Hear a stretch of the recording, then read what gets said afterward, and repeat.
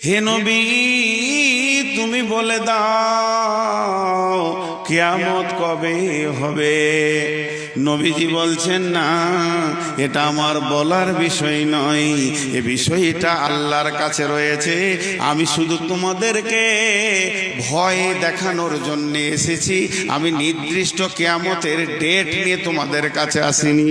ইন্নামা আনা নাযীরুম মুবিন, নিশ্চয়ই আমি তোমাদেরকে প্রকাশ্য ভয় দেখাবো, যাতে করে তোমরা ভীতু হয়ে যাবে।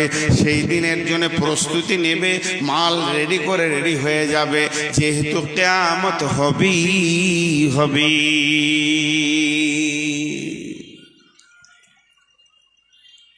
আমার ভূমিকা শেষ।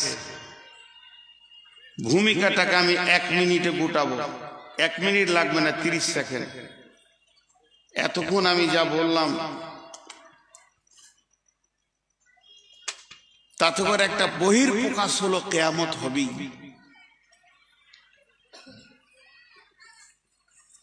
এতক্ষণ আপনাদের সামনে আমি যা বললাম তার টোটাল একটা অঙ্ক দেখা গেল, অ্যামাউন্ট পাওয়া গেল, কিয়ামত হবেই, এই জিনিসটা পাওয়া গেল।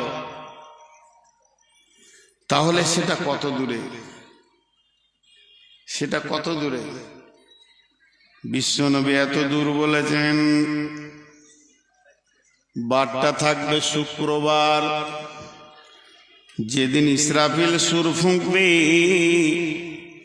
বারটা থাকবে শুক্রবার।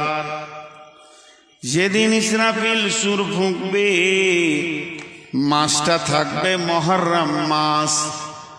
মুহররম মাসের 10 তারিখে শুক্রবার, সেই দিন কিয়ামত শুরু হয়ে যাবে।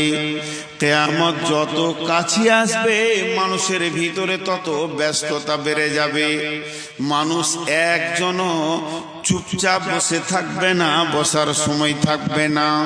এই করতে করতে যেদিন কিয়ামত হবে, যেদিন কিয়ামত হবে, আগামী সকাল শুক্রবার যদি কিয়ামত হয়, সেই দিন পৃথিবীতে যতজন মানুষ বেঁচে থাকবে 100তে 100 জন ব্যস্ত হয়ে যাবে। একটা লোককে ফ্রি দেখা যাবে না। চাষিরা মাঠের দিকে দৌড়বে, ছেলেরা স্কুলের দিকে মাদ্রাসার দিকে দৌড়বে, শিক্ষকরা ডিউটির দিকে দৌড়বে, খরিদ্দার দোকানের দিকে দৌড়বে, দোকানদার দোকান খুলবে। গোটা পৃথিবী যেন ব্যস্ততা নিয়ে উঠবে। এমন সময় বিশ্বনবী বলছেন, একটা খরিদ্দার